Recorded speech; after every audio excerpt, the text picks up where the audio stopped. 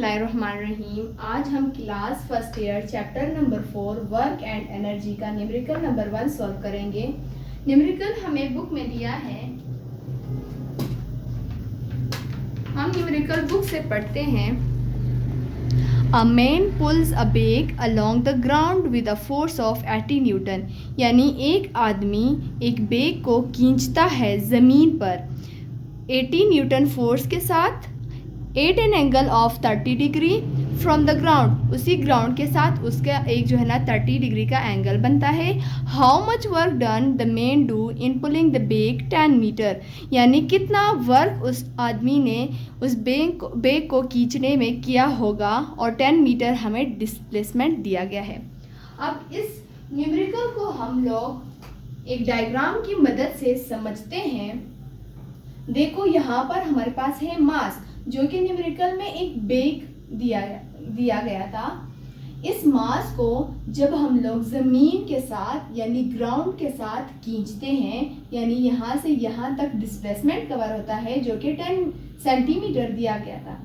और यहाँ से जब हम इस बेग पर जो आदमी ने फोर्स लगाया था वो था 80 न्यूटन, और इसके दरमियान एक एंगल बन रहा था जो कि है 30 डिग्री।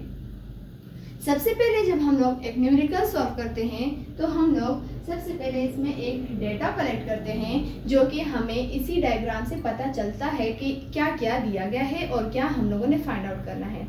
फोर्स जिसको हम लोग कैपिटल एफ से डिनोट करते हैं वो हमें 80 न्यूटन दिया गया है।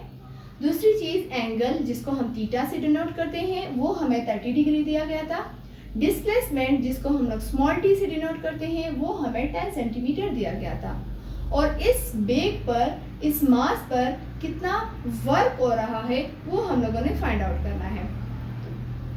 तो सबसे पहले हम लोग इसका फार्मूला पुट कर देते हैं। हमें पता है कि जो वर्क का फार्मूला है वो एफ डी कॉस थीटा है। तो फोर्स हमें दिया गया है 80 न्यूटन है, डी डिस्प्लेसमेंट हमें दिया गया 10 सेंटीमीटर है, कॉस हम लोग उसी तरह लिख लेते हैं और थीटा की जगह हम लोग 30 डिग्री पुट कर देते हैं। इन दोनों को हम लोग आपस में मल्टीप्लाई कर देते हैं और फिर 30 का हम लोगों ने कॉस लेना है। देन फिर इस तरह हमारे पास वर्क आ जाएगा। यहाँ पर हम लोग 80 और 10 को आपस में मल्टीप्लाई करते हैं। मल्टीप्लाई कैसे करते हैं? यहाँ पर simple bracket 80 simple bracket 10 simple bracket, हमारे पास आ जाता है 800, यानी वर्क इज इक्वल्स टू 800, क्योंकि हम लोगों ने 80 को मल्टीप्लाई किया है 10 के साथ, तो 800 हमारे पास आया। अब हम लोग जो है ना cos 30 लेते हैं। cos 30 हमारे पास कैसे आता है? यहाँ पर हम लोग cos का बटन दबा देते हैं और यहाँ पर लिख लेते हैं 30, तो हमारे पास cos 30 है 0.866। इसको हम लोग इसके साथ मल्टीप्लाई कर देंगे 0.866। इनको अब हम लोगों ने आपस में मल्टीप्लाई करना है। Simple bracket 800 simple bracket 0.866 simple bracket is equals to 692.8, यानी हमारे पास जो इस पर वर्क डन हुआ है वो है वर्क इज इक्वल्स टू वो है 692.8।